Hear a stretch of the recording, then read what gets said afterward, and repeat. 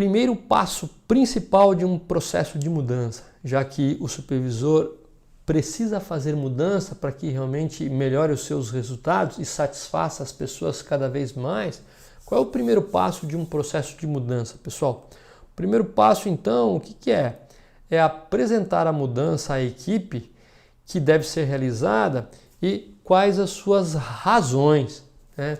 Que é o que a gente chama de por que mudar. Então, quando você não somente explica o que deve ser mudado, mas quais as razões daquela mudança, você ativa um gatilho mental da razão no subconsciente das pessoas que fazem com que as pessoas comecem a ficar mais receptivas. Então você está a fim de fazer qualquer mudança, qual é a razão? Qual é o porquê? Por que você quer realizar aquela mudança na sua área juntamente com a sua equipe? Então está aí o primeiro passo. E geralmente, para que a gente dê uma razão às pessoas, é necessário que a gente analise aí os efeitos indesejáveis atuais de um determinado processo, né? O conceito de efeitos indesejáveis no processo é um conceito da teoria das restrições, mas nada mais é do que aqueles problemas que um determinado processo está gerando e que é necessário ser mudado. Então, o que é necessário inicialmente? Digamos que você precise fazer uma mudança em relação a implementar iniciativas de redução de setup.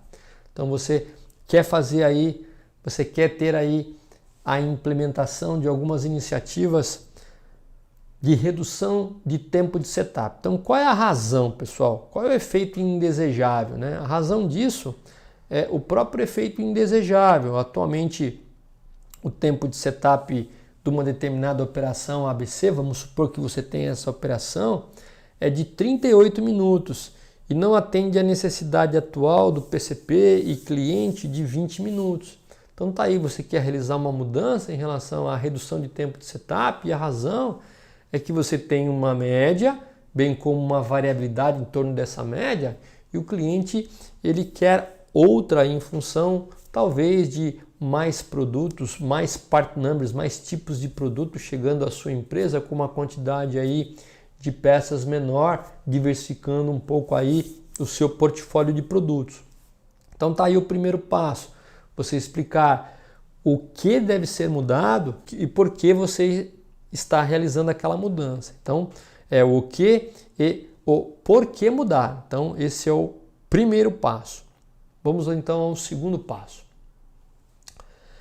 Antes disso, pessoal, ilustrando um pouco o primeiro passo, você pode dar um pouco mais de razão, um pouco mais de clareza quando você explica um efeito indesejável, e nesse caso que a gente está comentando aqui, trazendo, a variabilidade e o tempo médio de setup de 38 minutos e que você necessita agora ter um tempo menor. Então, você pode demonstrar às pessoas que existe uma variabilidade, que hoje a média é 38 e existe uma variabilidade e a meta é 20 minutos. Então, o que você faz hoje juntamente com a equipe na sua área não atende mais o cliente.